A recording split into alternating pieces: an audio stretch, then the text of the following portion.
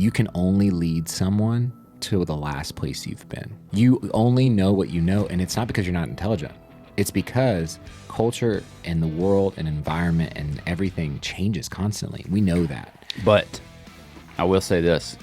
That doesn't give us an excuse as parents or grandparents to not change. Bingo. What's up? Welcome back to The Uncomfortable Truth. We have Curtis Lane with us again. We ended the last episode talking about dating relationships, how to have a healthy relationship with your kid as far as a dating perspective. We did talk a little bit about unhealthy relationships, but how does a teenager view when that unhealthy relationship ends? Yes. And when it comes to why is it unhealthy, when we, chapter 19 of Matthew 5, verse 5. Verse 5, yeah. We understand that that's what marriage is, that they leave their mother and their father and they become one flesh. And the thing is sometimes when we are given to our own passions and our own thing, we're just going to push through all those barriers. And if we don't have barriers, we don't have a definition of dating, we're going to make unhealthy, codependent marriages. Absolutely, especially if we are a teenager. Exactly. We're going to make our own rules and beliefs. So what I'm going to say has, I think, some holes in it, and so I'm not saying that it's foolproof, but it gives a little bit more of a light of what parents can see in their kid, is the idea that when they are in a unhealthy, codependent, just crazy dating relationship that has had no fences, when they break up, it is not a breakup. We sit there and go, oh, stop crying, it's just a girl, there's more fish in the sea, hey, da-da-da-da-da. And what we don't realize is they actually just had a divorce.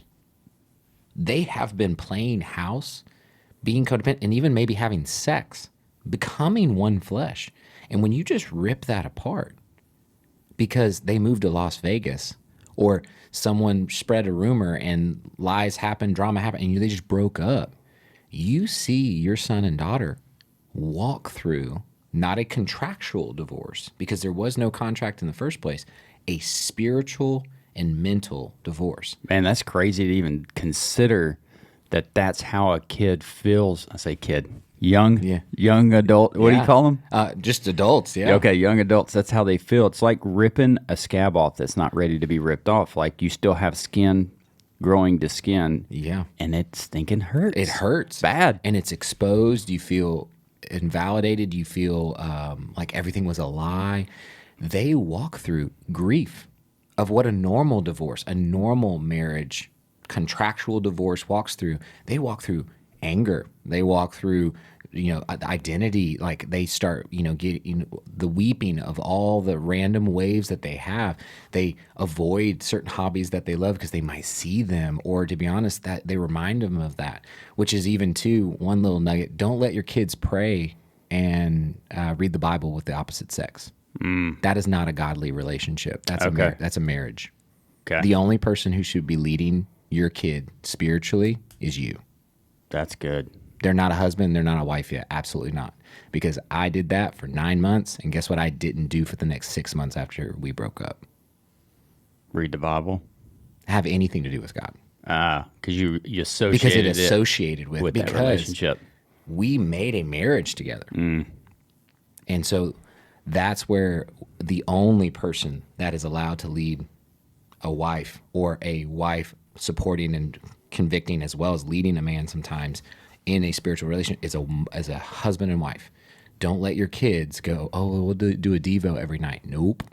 That's my job. No one leads my girls in prayer. That's me. Yeah. And so when we see that divorce happen, we have to understand that they're walking through so much more than we think they are, because we have no idea how far they went. You mentioned off air too, splitting friends. That's big. Oh, you see friends split, possessions split. Oh, I want my CDs back, like back in the 90s. Yeah. Like, I left my CDs in his truck. Like you all of a sudden start seeing the actual physical divorce happen, but in their kid-like terms. Right. That's nuts, man. It's nuts. It's crazy to even think about that. Like they feel that so much, and maybe they did become one, whether it was sexually or emotionally, or both. And then all of a sudden, no more. No more. How do you handle that as a 16-year-old? And as parents, we do say, Oh, it's just a teenage relationship. Yeah, It's not a move big deal. on. Like, because that's all we had Yeah. when we were growing up. We didn't really know how to handle these things, so you just walk through them the best you could. Which is why I would say this generation is the most not emotionally mature, but most emotionally in tune generation the world has ever seen. Why you say that? Because they know more about their stress, their anxiety, their depression, their feelings than we do. Why do Because- they know more? Because they're actually been taught that in schools through shows, through songs. I mean, things that we would have never talked about when we were kids, they talk about early on. Like the earliest I've ever heard a kid look at me and go, I just have so much stress, was a 3-year-old. 3-year-old. Oh my gosh. And she just looked over and she was, this is so stressful. This is like, I'm so stressed.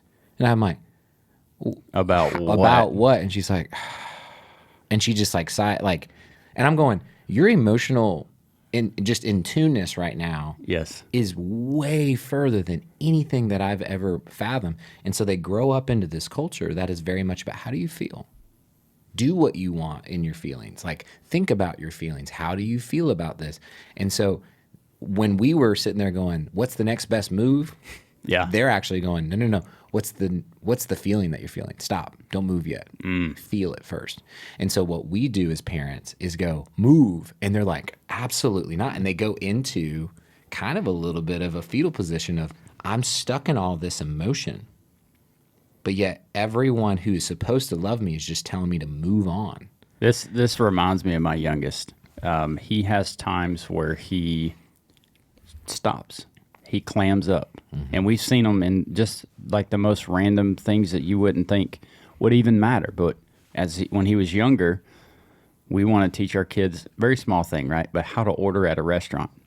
Because you know what drives me crazy is when I'm sitting at a restaurant and mom and dad are ordering for their 18-year-old kid Oh, my because they gosh. don't know how to order, whatever. So those little things.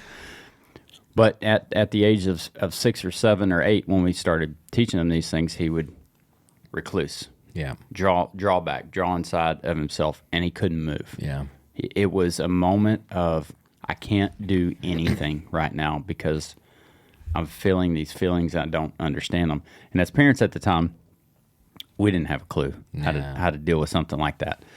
So it's good to understand that that's what the culture has taught them, right? Taught them to feel their feelings. Yes. Be in their emotions. Yeah, and kind of don't do anything you're uncomfortable with until you're comfortable with it. Yeah, When which, where we were like, jump off the diving board. That's They're right. like, absolutely not. And my daughter, who's 5, will legitimately, like, she knows all the punishments. And she's like, you can spank me, you can put away and time out my toys.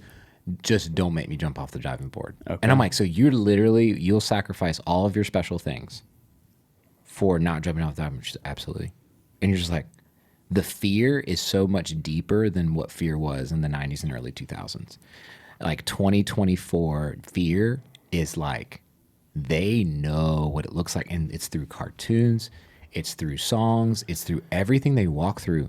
They feel it 900 times more than you feel it. So how much of that being so aware of emotions do you think plays into the level of stress and anxiety that the kids in this generation feel? Like knowing it, recognizing it, and then associating it with the right or wrong thing. Does that make Yeah. sense? Well, it's because they don't have instructors. The problem is we're a generation that has not fully become emotionally in tune or sometimes emotionally mature. And so we have not walked into counseling. We haven't walked into a man-on-man, just to be honest, having conversation about some of the deepest fears that they have. Because we've followed the men before us and the women before us who, to be honest, did what they knew. This is not to say they caused trauma and hurt the generations. We can only do what we know. Right. And the thing is now, we already know that our kids are emotional beings and they're working through emotions, and we have got to take that knowledge and go and educate ourselves on how do we walk our kid through it. And that also might mean and this is something that a podcaster said, his name's Tim Ross. He said, you can only lead someone to the last place you've been. You can only lead someone to the last place that you've been. You haven't been there. If you haven't been there and you have not done the work and you have not navigated that before, you can't lead your kid through This that. is not some chat GPT thing where if I haven't been there, I can look it up, which is kind of what our generation does. I'll read a book. Yeah, without understanding the true way to get there. Exactly. Our fathers, mothers, I'll speak specifically on my super hardworking dad, showed us what it looked like to be a man and lead a family, and was incredible. Still leading our family to some degree today. Yeah. As a grandfather, as my dad, a lot of that was do the right thing, work hard, work harder than other people, be diligent, be kind. But we didn't talk about emotions very much, which is understandable. Well, nobody did. That culture and country at that point, that environment didn't need it. No. Okay. This is good. So that's the thing is we're not looking at moms and dads of the past and saying, shame You on failed. you. You did not fail. Shame on you. If you're a grandparent right now Yeah. and you're looking at your grandkids and say, what in the heck is going on? They're worthless human beings who just sit on their phone all day and not do anything. I cannot understand this generation. You're right. You're right. No, you're right. You are justified. Yeah. You only know what you know. And it's not because you're not intelligent. It's because culture and the world and environment and everything changes constantly. We know that. But I will say this. That doesn't give us an excuse as parents or grandparents to not change. Bingo. Which is why I would say they don't have instructors. So you have to educate yourself to be an instructor. Yeah. And you cannot lead them through something. You cannot instruct them through something where you've never been. So that actually might mean, mom and dad, you have to go to counseling. But also because of where you've been, you take that and marry it with where things are now so that you will have a through life experience and the Word and the Holy Spirit. Older people that are more responsible and more mature will have a better understanding based on the knowledge that they've built over the years. Exactly. Than that 16-year-old. Exactly. Because the idea is over the years, just to be honest, words change. And so what we're saying move on. What we're saying is, hey, keep one step in front of the other. You can do it. Keep breathing. You can do it. Looking back, got it. Looking back doesn't do any good. Evaluating it does, but yeah, these last 6 sentences we said, they don't hear that. So we have to say them. It takes more time. It takes more effort. It takes more. Okay, I got to sit here for 30 minutes and talk to my kid about their feelings. I can't just say, move on. I have to go, you are strong. You are smart. You are important. What's that? Yeah, that's a movie. And literally, like right now, I actually have to tell that to my daughter. I'm like, I am proud of you. You are strong. You are smart. You are kind. Make a move, not because you have to, but because you can. And it takes more effort. But what I'm saying is what my dad taught me was not wrong. It just does not compute and communicate to this emotional generation. Doesn't apply as much. And so we have got to learn their language, their feeling, where they're at, but also knowing too, we're living in their culture that they have too. That's right. As older people, we still have to be a part of it. Right. And so we're actually seeing an older generation now starting to become very in tune with their emotions and pendulum swinging. Because they are actually taking the words of this younger generation, but not doing the work. They are only being instructed by a generation that they are like at Walmart, and we as a generation have never left the driveway. So you can't take an instructor that's not going to willingly take you from the driveway to Walmart. You can't just jump to Walmart. You have to go, but man, you got to take over to the stop sign. Then you're going to take a left, and then there's going to be this dog that you're going to have to stop for 5 seconds, and then you have to go around, and like all the integral details of what it looks like to walk and navigate an emotional journey. We can't just skip that. Right. And so we've got to get to a place in which we understand, even as an older generation, there is no microwave to this process. Yesterday, I texted you, be on the podcast. Yeah. Yeah, great. What's the address? send you the address. But what I knew, because I've been here, is if most GPSs will try to bring you into this neighborhood the back way. Bingo. If I wouldn't have been here before, Yep. you would have went the back way and not been able to get in. Yep. Only from those journeys of where you've been. This is, like you said, it's not a microwave. Mm-hmm. It's not some quick. Everything's quick now. You can throw those things in the air fryer. Yeah. And you can listen to a 20-minute podcast and know everything. That's now. right. You have it all figured out. So we don't have it all figured out. So if you talk about stress and anxiety, man, like it's anxiety is a term that is used all the time. It's used loosely. If we talk about anxiety all the time, what are you going to feel? And depression. Yeah. This has been one of the most profound statements that's been made is when you think about anxiety and stress, you will 1,000,000%, 10 out of 10, always and forever become depressed. When you focus on the negative, you will scientifically, not just what the Bible says, not just scientifically, if you think about only negative, stress, anxiety-induced things, you will, in your brain, in your heart, will become depressed. There was an interview with the top 25 tennis players in the world. Yep. There's a difference between the top 5 and from 6 to 25. Mm-hmm. Why are those top 5 where they are?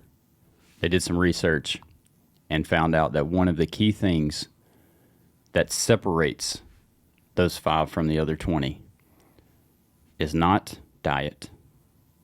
It's not their workout routines. It's not their technical skills. Mm-hmm. It's their mindset after a point of from 6 to 25. After the point, they might be critical of themselves to some degree. Where'd you mess up? How'd you hit that ball? Where were your hands? Mm-hmm. All those things. The top 5 routinely go through what they did right. Yeah. I crushed that. Yeah. That shot on the edge, I did that right. You know, obviously they're going to go through and think about things that they can do better. We all do that. But how hard is it to consistently walk through things that you did well? For me, it's very difficult because I'm pretty critical of myself. Yeah. Well, I've never said this before, so this is right off the cuff. But the idea of we are supposed to take on the mindset of what? Christ. Yeah. I've said this portion, but I've never said what I'm going to say after it. But like, if you take on the mindset of a pianist, what are you going to be good at? Playing the piano. If I take the mindset of an artist, what am I going to be good at? Art. Yeah. If I take on the mindset of Jesus, what am I taking on? And what am I good at? And relational, being awesome. I know. But one of the things that I think that we can put in an aspect of this is Jesus always had his eyes and his mind set on the things of above.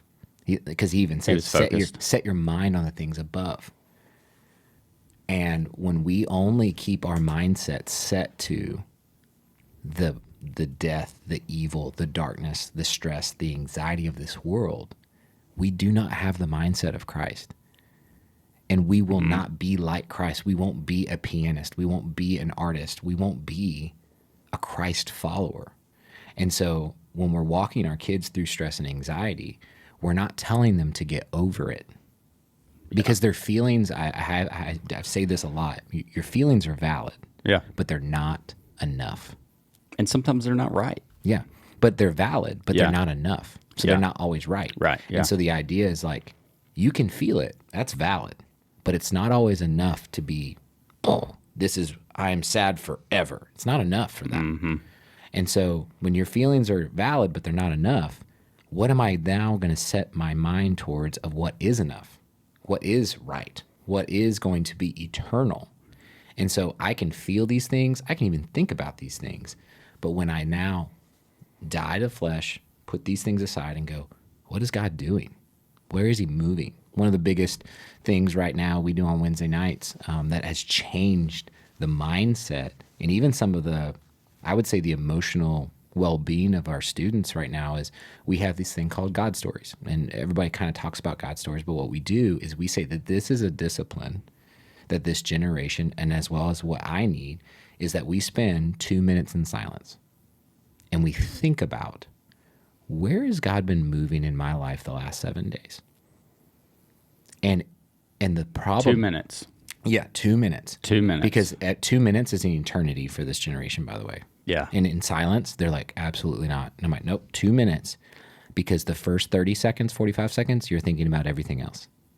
And then the last minute, minute and a half is really where it comes out. You know, when you're sitting in church and the preacher says, hey, think of 5 people you can pray for this week, or 5 people that you want to try to get to come to church in the next month or so. And by the time my brain gets around to processing of where, okay, who am I coming in contact with? Who do I know that could benefit, everybody? But we don't ever have enough, my brain doesn't have enough time to... I'm like, at one, I'm like, this is the same guy that I write on this list every time. Yeah. But that's the only reason I know it's because I wrote his name down 17 times. The other 4, I couldn't get to it. I couldn't get to him. And that's the thing is, sometimes even just in the Christian world and just the Western culture world, we think about time when God's like, I just want you to sit. And there's times, just even as a student pastor, I need to let them awkwardly sit because it gets through all of their emotions, all the stress, all the anxiety, and then they go, wait, what am I supposed to be doing? Oh yeah. Yeah, okay, so God stories. And you'll start to see these kids open their eyes and I've got something to share. And they're like, okay, so God did this and this and this, and I had this conversation with this person and this person, and then someone else goes, oh my gosh, so that's a God story? Wait, I've got one of those too. And all of a sudden, they start believing and thinking of the things above. And they actually go, no, God's moving everywhere. The problem is I've been so filtered down with my stress and anxiety and the evilness and the darkness of this world. If I don't keep my eyes and my mindset set on Christ, on the positive things of what Christ has done in this world, and through the good news of Jesus, I'm going to be depressed. Yeah. And so as parents, I feel like it is one of those things that we need to train and equip our kids how to get away quietly, not quickly, disciplined, methodical. Think about things that are above. Think about the kingdom of God. Genuinely, your feelings are valid, but they are not enough eternally. And so when we walk through these things, it's not always to put Jesus glitter on stuff. Yeah. Okay? So don't You hear don't me like say Jesus that. glitter? No, Jesus glitter, especially so like, and this is like going to change the tone, but like when we had 2 miscarriages and my wife had to give labor to our second, I was still in my laugh. Yeah. From the previous comment, and we're very when you okay went with into this. miscarriages. Now I feel. I told super, you I was feel like, super I'm gonna bad. It's drop like, it. Okay, we were like going in. And it was like. But what we do though as Christians, we don't let the silence sit. And people immediately came into the hospital room and just Jesus glitter. It's gonna be fine. Think about the things above. God has a child for you, which we have 2 beautiful children that we've been gifted and blessed with. But the idea is, in that moment, we didn't wait the 2 minutes. We didn't allow the feelings and the emotions to come out and then realize that they're not valid. It took me, I'm not going to lie, probably 2 months to get through my emotions and then to realize they weren't valid after my second miscarriage. What brought you around to that wasn't valid? The idea that everything that I was feeling was pushing me away from the truth of what the Bible's saying. Okay. And so I had to have a biblical foundation of going, because God allowed this, I'm being punished or I haven't done enough. Or to be honest, God, I've given you everything. Why would you allow the most pure human being, which is my wife, go through this? What have I done that wouldn't allow me to allow my wife to be the mother that you've called her to be? And I'm sitting there going, I read this thing every single day and I know it. So I really don't need you to come and like tell me another verse. What I need you to do is let me think about the things that God has already taught me. A moment. And in a moment, let me sit for 2 minutes before I give my God story. Yeah. And I'm sitting there going, it's not true. That's not true either. And an older man, I was working at Countryside Church in Stillwater, Oklahoma, and one of our elders there came up to me and was like, "Hey, like, have you yelled at God yet?" I was like, Oh, you can't do that. You can't. Yeah. You can't yell at him. And he's Hey, like, buddy, no. And he was like, no, dude, you need to go out to a field. And this is why I wear an anchor around my neck, and I actually, have an anchor tattoo. So if you see it, this is why. But the idea is like, he's like, no, you need to go out to a field and you need to let him have it. And I was like, let him have it. He goes, you say whatever you need to say. 4-letter word and all. Tell him how you feel. Because guess what? He can handle it.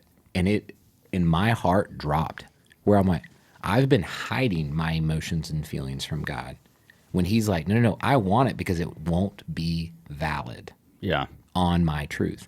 And so it was like 2 days later, I'm like, this weirdo. I was like, I guess I'll go to the pasture. And so there's a pasture right across the street from our house. And I go over and I go through a barbed wire fence. It's covered up by brush and nobody knows I'm out there. And man, I let God have it for, I don't know how long I was out there just yelling, screaming, how could you do this? I get it all out. And I'll never forget once all of those feelings and emotions got out, which was all the clutter and the noise. And just to be honest, the loudness, it got quiet. And he told me, are you done? And I was like, yeah. And he was like, do you think that you're a better father than me? And he goes, one day you will weep for the children that you'll have more than you'll weep for the ones you've lost. And in that moment, my emotions and my feelings were not valid. And it immediately set my mind upon him, knowing and humbling me and reminding me, I'm going to cry for Neely and Nora more than I will for my other 2 babies, because they're going to be, called fat and ugly. And to be honest, both of them are biracial. And so they're going to have to walk through racial things, and they're going to have to walk through stress and anxiety and depression. I'm going to weep more for them because now my father has my other 2 kids. And in those moments of just, I felt like was just depression and anxiety for me, he looked at me and said, your feelings are valid and I can handle them. You can yell at me, man. It's not going to change my love for you. It's not going to change my mercy and grace for you. Yeah, there's some reverence, and I think you'll ask for forgiveness later. But the idea is, you're not going to scare me away with your emotions, because I want to show that your emotions are valid, but they're not. Or sorry, they're valid, but they're not enough. And so they're not enough to be truth, because what I have for you is so much, because I'm a better father than you. And he gave me immediately the glimpse of an anchor at the bottom of the ocean. It's between all these boulders, massive storm going on above, and there's just this chain.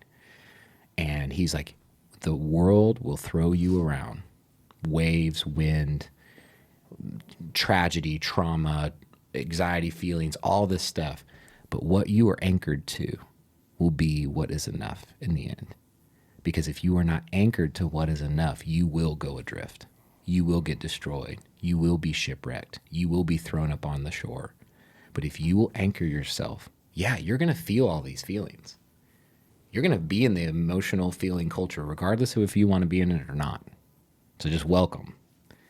But what you are anchored to, that will be what is enough for you. And it's me. I am the way, the truth, and the life. Through all of those emotions, I am the one thing that you can yell at, rely on, chain to, and run to in the truth, because that is the anchor you need. And so we've got to look at our kids and, first off, tell them what we've walked through. I can't wait to tell my kids that story. Yeah. Like I'm biting at the bit, because I know emotionally, I have emotionally matured and done some of the work through counseling and talking with other brothers, and gotten to that place where I can actually lead them to Walmart, because I actually know the path. I know the GPS is going to lead you to a microwave thing. No, I know the integral parts of how to get here.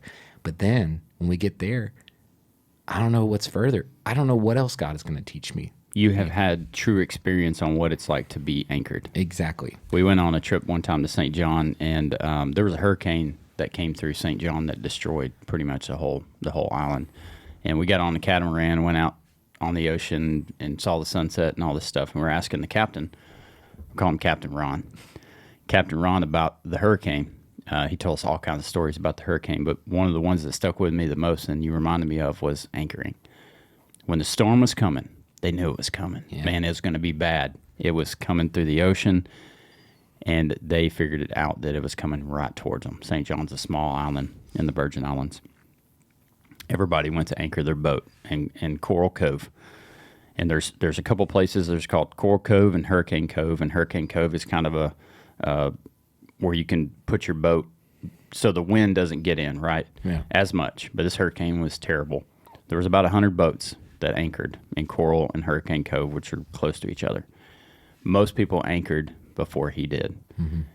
And when he anchored his boat, he dove down and weaved his line through other anchors to hold tight. And 90% of the boats were destroyed, but his was not. Gosh. Because all I heard through that is how many people in the church have just dropped an anchor, but they haven't wrapped it around their identity in Jesus. Because for so many of us, we're like, well, the anchor's down, we're fine. Yeah. And Jesus is like, oh, no. You don't just need to know me.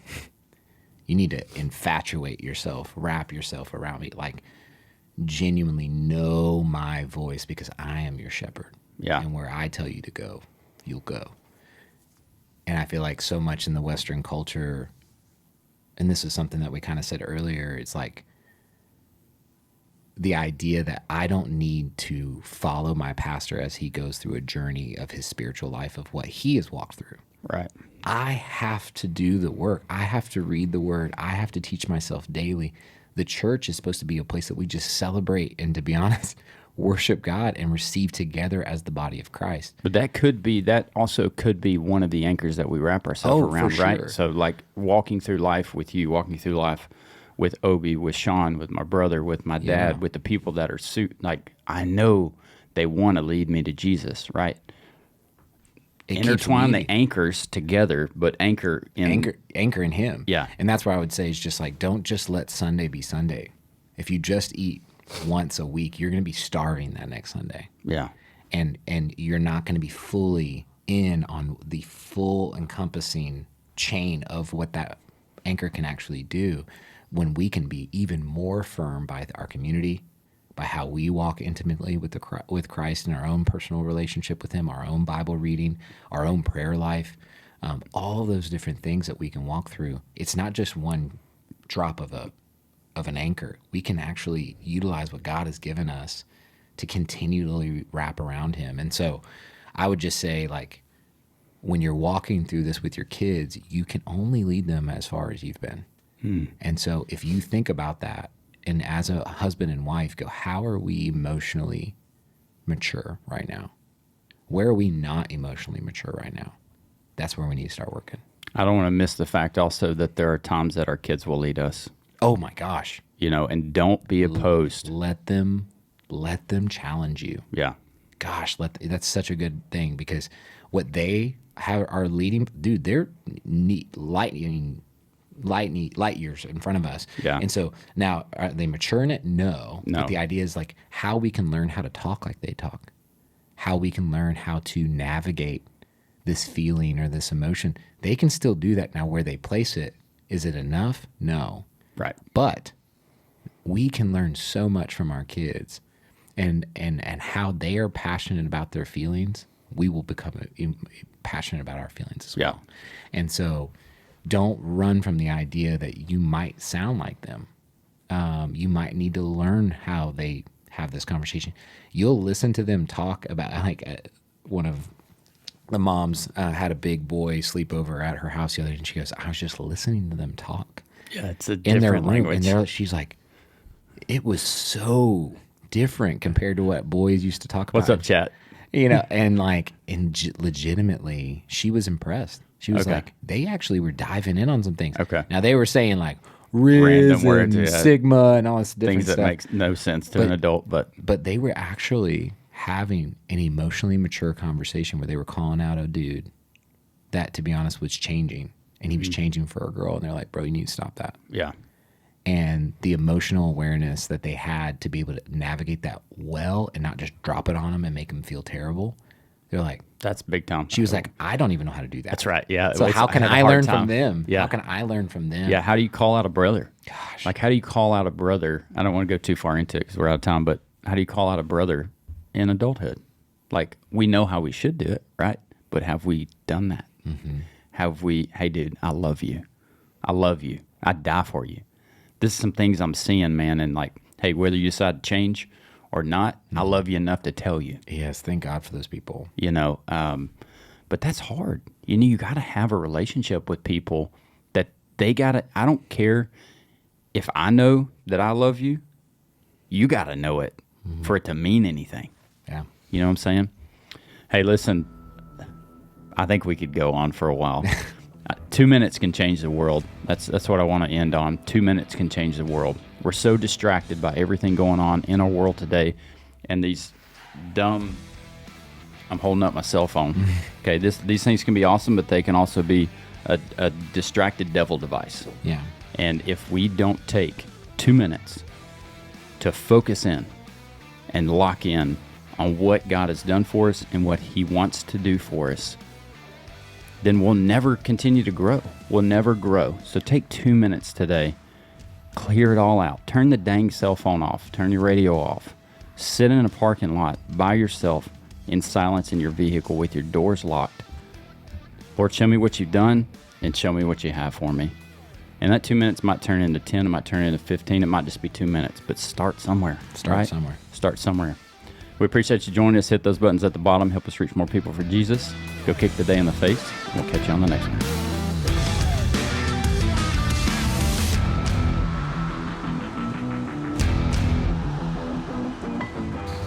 That's what happens when you lock in, dude. That was long, but that That was awesome. was good.